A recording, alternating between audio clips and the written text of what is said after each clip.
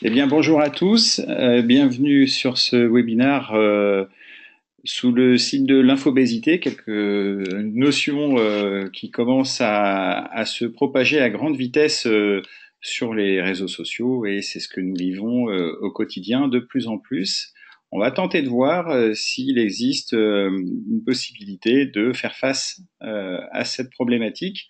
Et ce qui me permet d'introduire donc la société Imnet, qui est éditeur et intégrateur de solutions dans le domaine de la gestion électronique de documents, dans les ECM, et qui est également intégrateur des solutions d'Oracle, aussi bien en gestion électronique que sur la partie de l'offre CRM complète d'Oracle. C'est ce qui conduit Imnet au quotidien, c'est sa capacité d'innovation. Alors, et dans ce schéma lié à l'innovation par rapport aux différents métiers d'Imnet, la réflexion qui s'est posée, c'est de voir comment il était possible d'ajouter une brique intelligente pour accompagner les clients dans la maîtrise d'une problématique de plus en plus grandissante, celle des contenus textuels que l'on va retrouver partout. Et ça, c'est une préoccupation très forte qu'a identifié Imnet. C'est ce que l'on va creuser maintenant ensemble. La réalité, c'est qu'il y a de plus en plus d'informations textuelles. Alors, quand on dit de l'information, c'est ce que l'on va retrouver à l'intérieur des différentes couches applicatives ou on va dire logiciels mis à disposition des utilisateurs, des clients dans l'entreprise. Et ce que je vous propose de voir aujourd'hui, c'est l'approche intégrée d'Imnet qui ajoute un éditeur startup innovant en complément de solutions telles qu'Oracle dans cette dynamique d'innovation. L'infobésité, ça pourrait se traduire un peu sous cette image, sous cette photo que nous vivons. Alors soit dès le lundi matin, parfois il faut attendre le vendredi, mais en tout cas c'est une réalité. Et durant l'ère de l'information, nous avons stocké, accédé, cherché des contenus unitaires et ce qui a été permis de faire ou ce qu'il est encore permis de faire jusqu'à maintenant, c'est d'accéder à de l'information de manière parcellaire. Prenons un exemple, lorsque je lance une requête sur Google, je vais peut-être avoir un résultat de 200, 300 pages, et puis je vais peut-être me cantonner à aller, dans le meilleur des cas, aller jusqu'à la 3e page pour prendre donc une partie des informations. Mais il n'est pas exclu que la totalité, en tout cas les informations les plus pertinentes, puissent être à la 150e page. On n'en sait rien. Il y a un risque de passer à côté d'une information extrêmement importante. L'avènement de l'ère de la connaissance apporte une approche complètement différente, puisque ce qui nous intéresse aujourd'hui, c'est de prendre connaissance, de pouvoir tirer parti d'un contenu textuel, d'information dans sa globalité. Et c'est comme ça que peut s'envisager de la connaissance bien au-delà de quelques pages, mais pouvoir exploiter la globalité du contenu qui détaille ou qui s'exprime autour d'un sujet ou plusieurs sujets particuliers. Il est important de pouvoir prendre l'ensemble des points de vue exprimés. L'enjeu étant maintenant, dans ce contexte d'infobésité, de pouvoir comprendre le plus vite possible le contenu que nous avons à exploiter. Alors, dans l'océan des données, derrière cette infobésité, on va observer deux familles principales qui constituent les données au sens très large. Sur la partie gauche de l'écran, on peut observer qu'effectivement, tout ce qui concerne les chiffres, les outils qui permettent d'exploiter la donnée chiffrée, on a un marché assez intéressant qui permet d'aller aujourd'hui jusqu'à des très très bons outils de DataVis pour exploiter de manière tout à fait pertinente et même user-friendly les informations dites chiffres normés, plus exactement. Pour ce qui est du texte, la problématique est un peu différente. On voit bien que l'exploitation d'immenses quantités de contenu, de verbatim, appelons-les sous toutes ces formes qu'il est possible, mais en tout cas de l'information textuelle. Aujourd'hui, il en reste une très très grande partie encore à exploiter, à explorer pour pouvoir véritablement en bénéficier. Sur là où on va pouvoir trouver l'ensemble de ces données textuelles, eh bien dans les CRM, hein, dans les applicatifs au sein des organisations, tout ce qui est gestion électronique de documents, également les réseaux sociaux, mais les mails, également les documents que l'on va retrouver sur les postes de travail de chaque collaborateur ou sur des répertoires partagés. Pour la partie haute, c'est tout ce qui va concerner de l'information à l'intérieur de l'organisation, mais ce qui va être également important de pouvoir aujourd'hui exploiter au maximum, c'est tout ce qui provient de l'extérieur, à savoir les flux RSS, le web et également les fameux réseaux sociaux. Et soyons convaincus d'une chose, c'est que l'ensemble des organisations, dès lors qu'elles sauront exploiter ces informations, elles vont pouvoir accélérer et se rapprocher de leurs enjeux. Prenons quelques exemples. Les clients utilisent, des grandes organisations utilisent de plus en plus pour leur support Twitter. Nous avons utilisé la solution Semdi pour observer de quoi il était question sur un échantillon d'à peu près 5000 tweets. Et nous avons en quelques minutes, au maximum 2 heures d'analyse du texte, identifié 4 irritants clients et environ 150 clients qui étaient sur le point de résilier leur abonnement auprès de cet opérateur.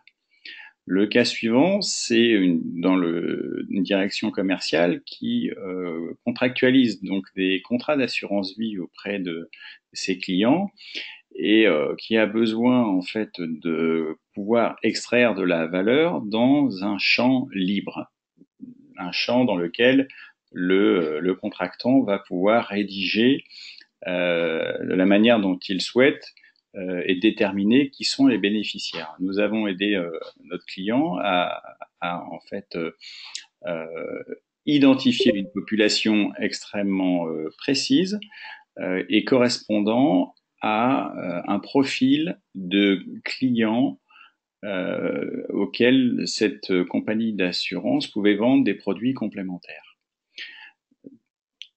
Sur la partie droite, dans le cadre d'une enseigne grand public, grande consommation, qui a fait l'objet en fait qui a lancé une campagne publicitaire durant l'été, et puis quelques tweets ont mis en évidence que cette même enseigne mettait sur le marché des produits périmés avec des photos sur les tweets, des dates de péremption dépassées. Donc c'est une problématique qui peut rapidement être endiguée par le community manager et interagir avec son client, ou en tout cas la personne qui tweet cette information très rapidement. Au sein d'une direction juridique, autre exemple, il était nécessaire dans le cadre d'une mise en une boîte mail d'un des dirigeants d'une société était saisie et donc accessible aux deux parties. La boîte mail, c'était environ 20 000 mails et il était extrêmement important de pouvoir construire une défense et d'identifier quelles étaient les problématiques à l'intérieur des mails qui pouvaient être utilisées à charge, à décharge, et de voir comment construire sa défense et de démontrer sa bonne foi. Le cinquième sujet, c'est dans le cadre d'une direction technique qui opère un service de facility management. Et quotidiennement, les collaborateurs en délégation sur les différents sites reçoivent des mains courantes dans lesquelles s'expriment les clients et des clients peuvent faire part de leurs attentes, d'observations par rapport au service tel qu'il est exploité et tel qu'il est réalisé. Et le client avait besoin finalement de comprendre si ses propres clients allaient renouveler les contrats de prestation de facility management. Nous avons, dans la grande majorité des cas, pu effectivement vérifier que le renouvellement des contrats était plutôt bien parti. Et nous avons également identifié des risques opérationnels liés à une porte comportant un aimant avec un système de fermeture automatique assez dangereux qui était présent sur plusieurs sites. Donc là, on est sur des problématiques d'identification de risques sur les personnes et ça permet effectivement à la direction technique de pouvoir mettre en place une démarche d'amélioration immédiate et d'éviter ce type de risque. Et enfin, le dernier exemple, c'est qu'on est sur un client qui a, sur une année complète, plusieurs millions de comptes rendus. Chaque jour, environ 15 000 comptes rendus sont produits qui proviennent de techniciens qui, au travers d'une tablette, d'un outil dématérialisé, font un bilan de leur intervention. Alors, ils ont une partie sur la tablette de champs qui sont normés et qui permettent de collecter de l'information tout à fait normée. Et il y a également un champ libre qui permet aux techniciens d'ajouter des informations complémentaires en texte libre. Eh bien, c'est l'exploitation de ces 15 000 comptes rendus quotidiens qu'il faut arriver à gérer. Et nous avons en fait, à la mise en place de la plateforme SEMDI sur cette problématique-là, permis aux clients d'identifier à la fois de très nombreuses sources d'amélioration de ces process, environ 600. Par exemple, on avait identifié qu'il devenait nécessaire de mettre en place un inventaire avant d'envoyer les équipes techniques en intervention, de manière à éviter des retours inutiles chez les clients. Et nous avons aidé également à identifier un très très grand nombre de demandes de devis formulées par les clients et remontées par les techniciens. Voilà quelques exemples qui illustrent des problématiques liées à la nécessité de devoir traiter un très très gros volume d'informations textuelles en très grande quantité et qui nécessitent de pouvoir les gérer très très rapidement. Ces informations sont toutes disponibles et il faut qu'on puisse les exploiter extrêmement vite. Ce qu'on observe sur ces exemples-là, c'est qu'il s'agit de contenus très différents. On est soit dans le domaine des télécoms, dans l'assurance, dans du facility management, dans du risque commercial ou dans des problématiques de maintenance ou des thématiques en termes de langue complètement différentes. Aujourd'hui, on n'a pris volontairement que des exemples en français. Nous pourrions aller plus loin dans la démarche, on le verra tout à l'heure, qu'il est possible d'exploiter de très gros volumes de texte dans d'autres langues. Alors, pour lutter, pour faire face, en tout cas, l'accès à l'information, le meilleur allié pour comprendre quel est le contenu d'un document, d'un ou plusieurs documents, reste le cerveau humain. C'est lui qui nous permet de, à partir d'informations, comprendre et identifier, mettre en place des actions par rapport aux informations que nous avons lues. Nous lisons, nous prenons connaissance d'informations, puis nous décidons et nous agissons. Ce qui devient compliqué dans un contexte d'infobésité, c'est que lire quelques documents, c'est possible, mais lire 1000, 2000, des centaines de milliers de documents, ça devient extrêmement complexe pour l'être humain. Et on est aujourd'hui confronté à cette situation. Nous pourrions avoir recours à de la sous-traitance humaine, ce qui est tout à fait possible. La difficulté, à un moment donné, qui va se poser, c'est que dès lors que j'ai 1 million de comptes rendus à lire, si je compartimente la lecture de ces informations à plusieurs équipes, je vais avoir à faire face à la consolidation des connaissances et je vais me retrouver dans une situation finalement où je n'arriverai pas à faire le lien entre ce qui aura été identifié par le lecteur 2 et le lecteur 8, dès lors qu'ils auraient par exemple accédé à une information très proche. Arrêtons-nous un instant sur les différents modes d'analyse de la donnée.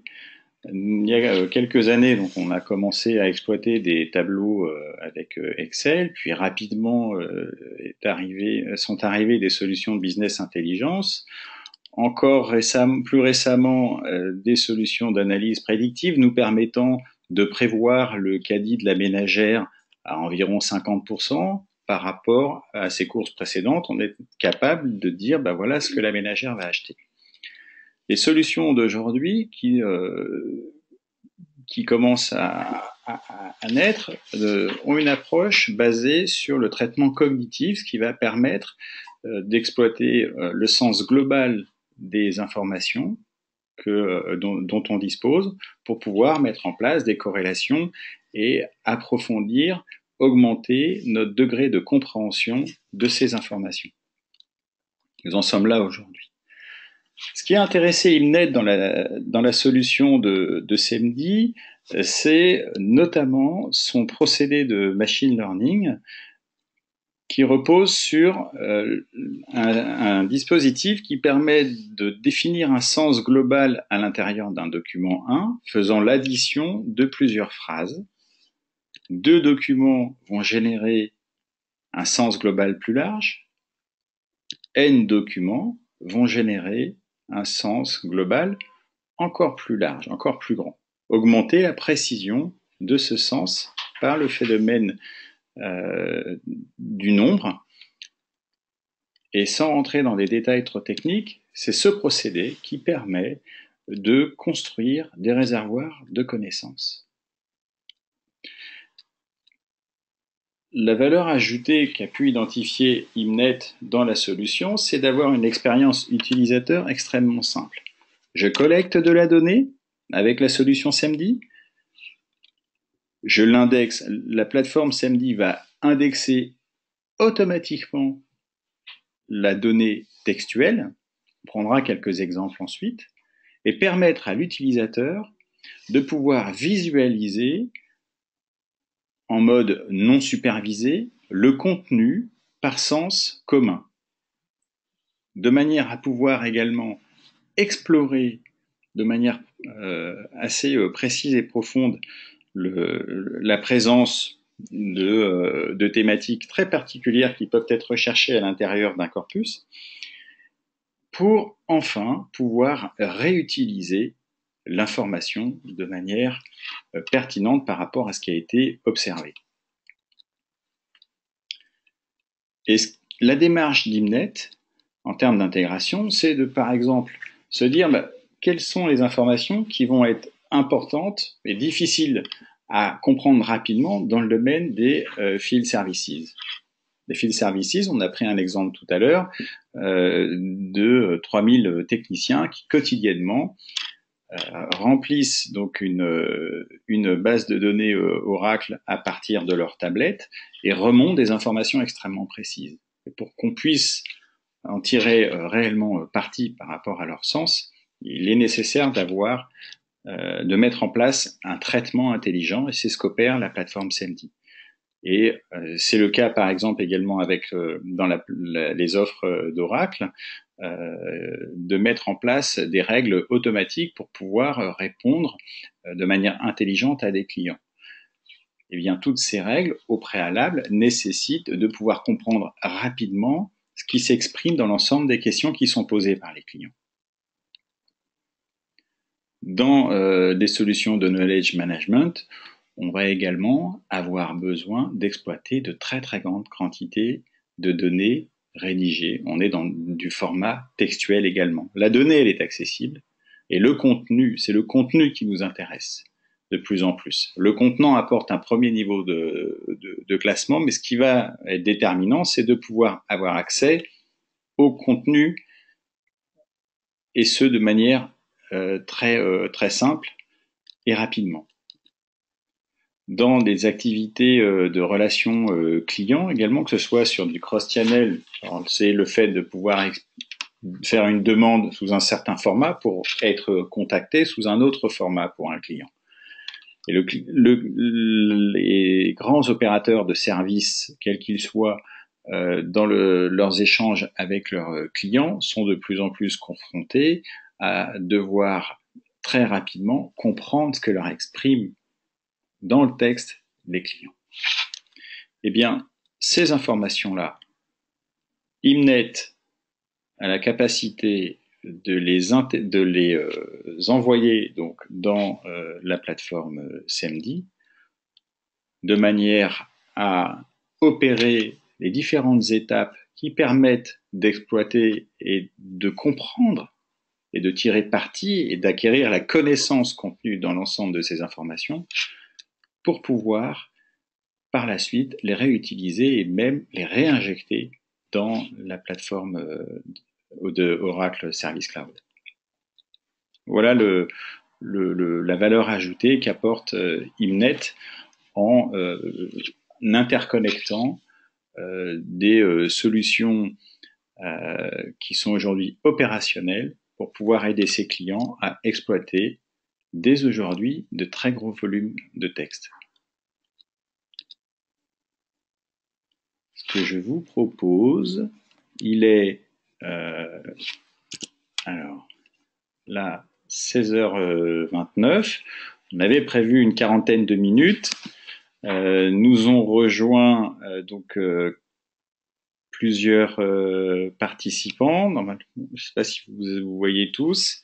Et vous avez normalement un espace de chat qui vous est possible. Alors, étant donné qu'il y a peu de gens, je vais activer les micros pour tout le monde.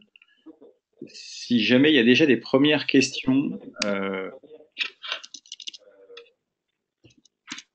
je vous propose d'échanger de vive voix si cela convient à tous, ou de recueillir vos questions par l'intermédiaire de la petite fenêtre de chat pour ceux qui sont connectés avec leur ordinateur. Je crois qu'il y a pas mal de gens connectés avec le téléphone.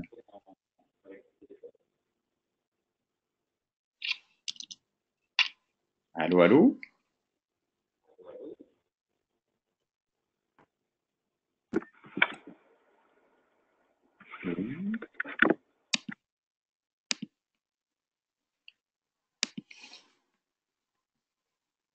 Bon, donc pas de questions. Ce que je propose, c'est de... Alors, on est dans une configuration où je ne vais pas montrer aujourd'hui comment on rentre dans une plateforme Oracle. Je vous propose de vous présenter exclusivement là le cœur de la plateforme SEMD et vérifier que sur l'écran tout s'affiche correctement.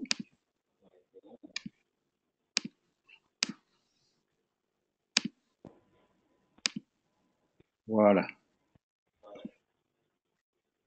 Alors pour illustrer ce dont on a parlé tout à l'heure, on retrouve ici donc les 5 grandes fonctions de la plateforme SEMD qui va permettre d'exploiter de la donnée textuelle. La première démarche lorsqu'on fait l'acquisition d'informations, c'est de la collecter. Alors, SEMD n'est pas l'unique solution de collecte mais c'est le passage obligé. Donc nous avons mis en place un dispositif de collecte pour pouvoir aller récupérer de l'information présente soit sur l'espace public, c'est-à-dire les flux RSS, les réseaux sociaux ou le web. C'est ce que nous appelons ici le crawl. Donc, je vais pouvoir récupérer de l'information sur Google, Bing. Nous rajouterons le prochain d'autres moteurs de recherche nécessaires.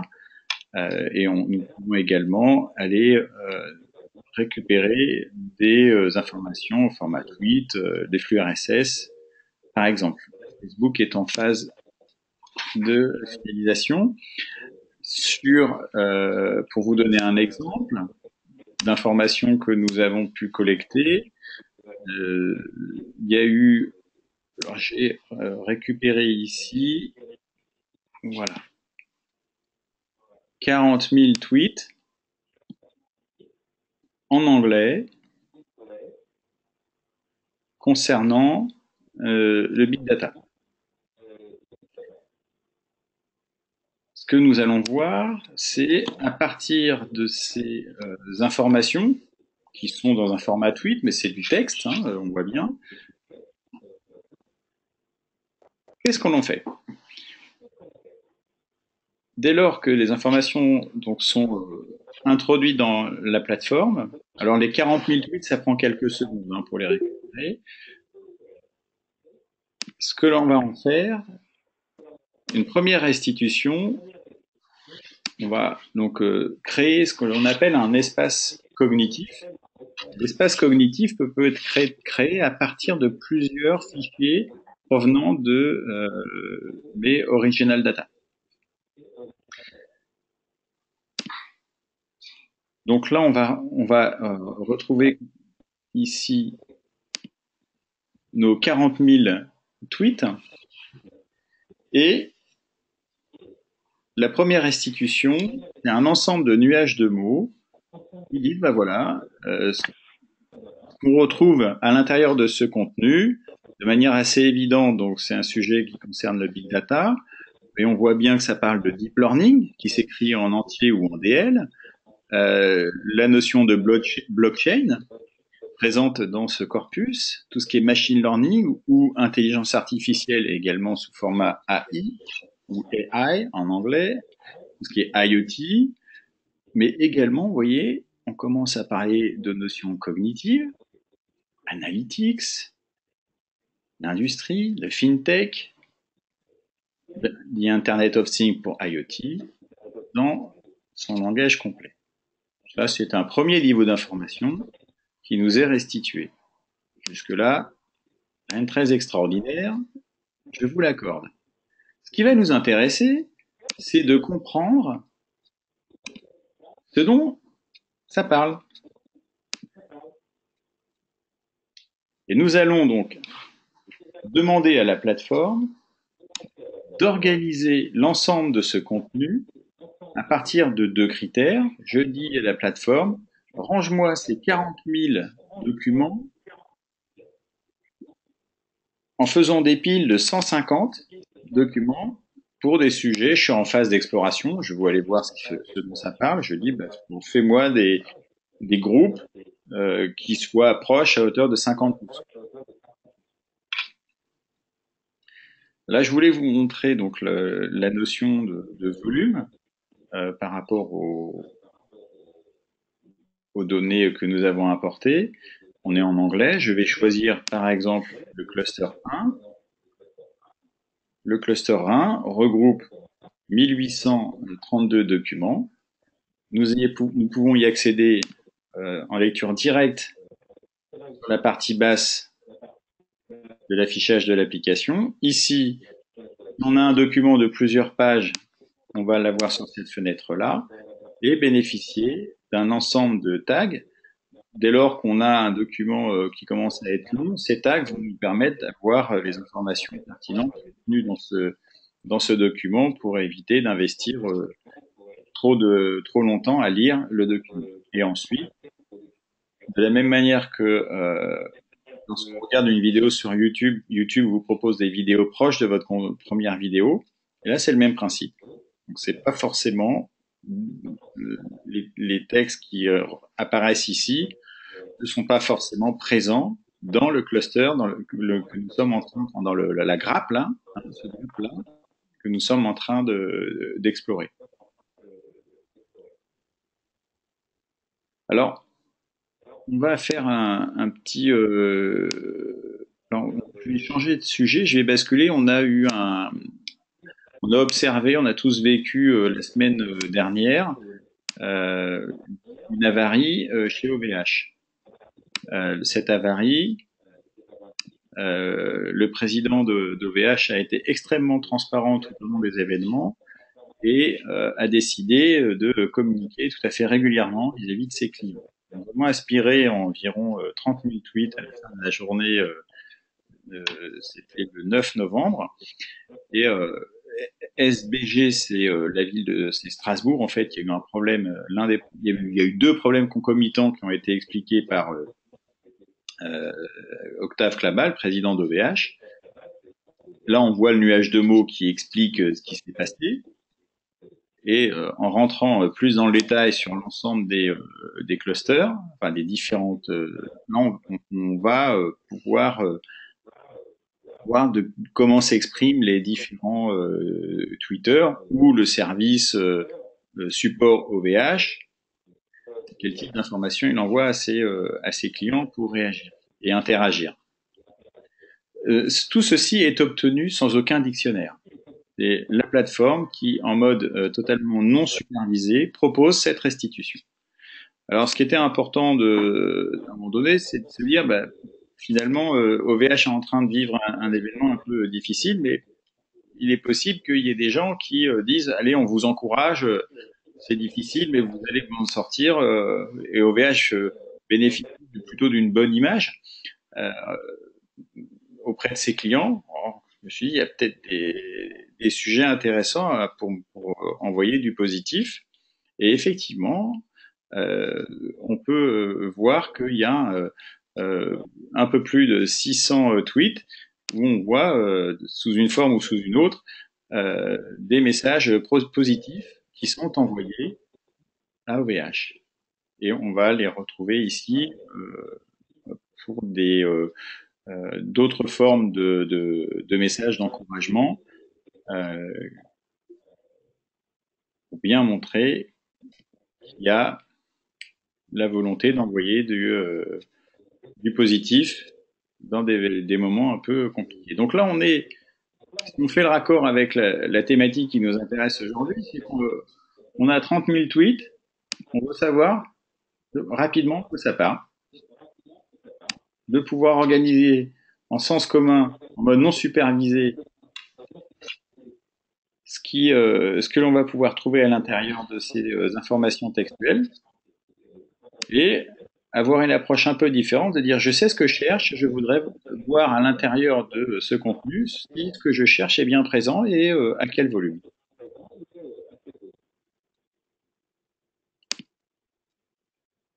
Voilà une présentation assez rapide des fonctionnalités présentes dans SEMD.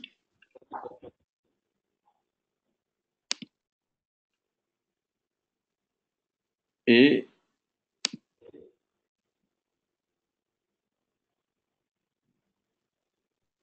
alors à ce stade-là, je vois pas de questions particulières. On a encore quelques minutes devant nous. Est-ce qu'il y a des questions qui peuvent arriver? J'ai activé tous les micros.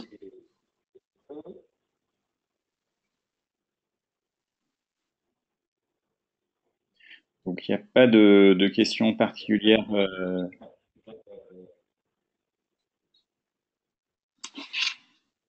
Là. Écoutez, j'attends encore un peu.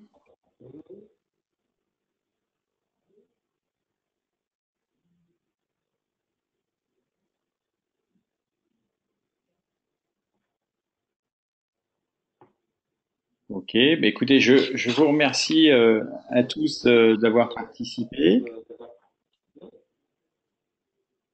Merci et je vous dis à une prochaine fois. Pour aujourd'hui, c'était mon premier webinaire.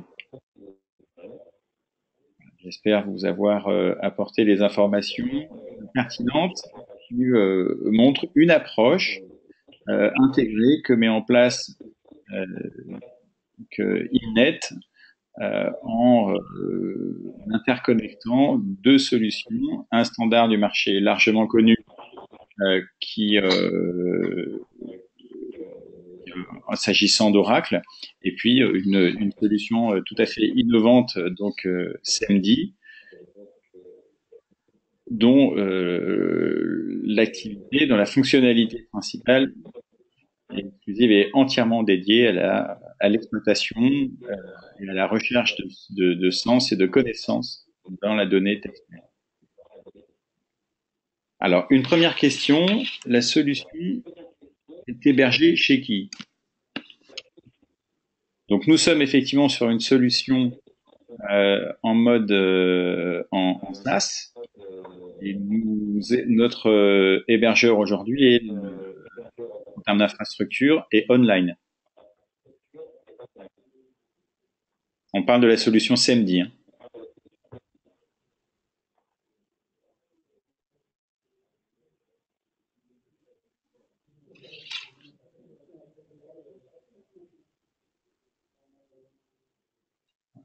Est-ce qu'il y aurait d'autres questions?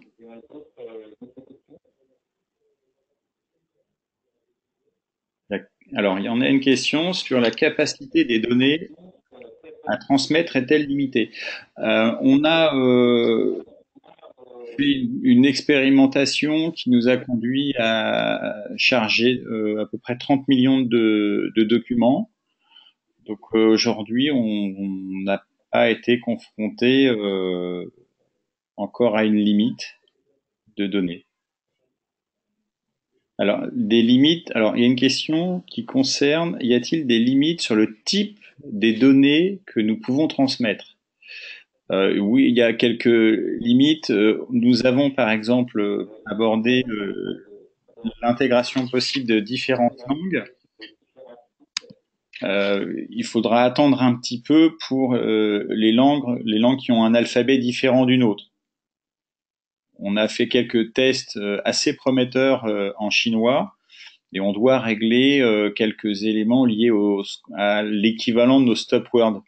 Savoir que les le, les la, tous les articles n'apportent aucun élément de sens dans un contenu, donc on les élimine. Et bien dans les langues que nous allons intégrer prochainement, ce sont des mêmes problématiques. Hein, des langues comme l'alphabet cyrillique, donc tout ce qui est russe, bulgare, mais également des sigles en langue arabe ou en chinois.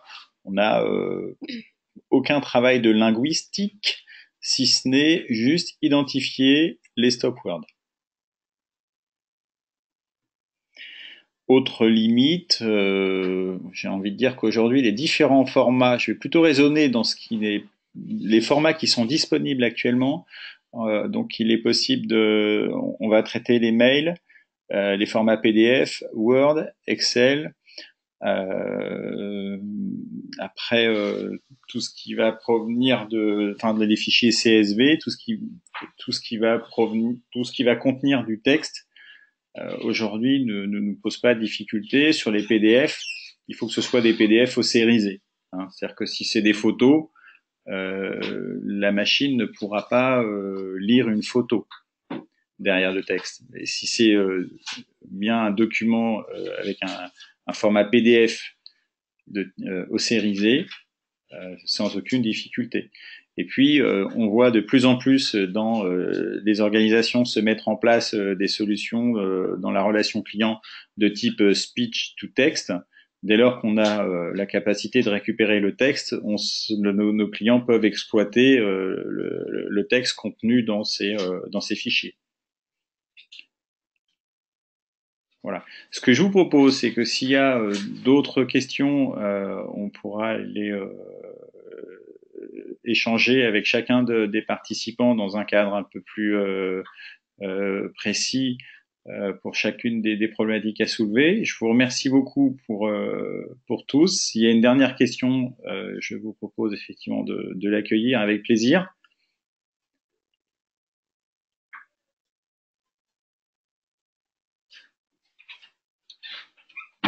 Et pour aujourd'hui, nous allons clôturer donc le webinaire d'aujourd'hui autour de l'infobésité. Merci à tous.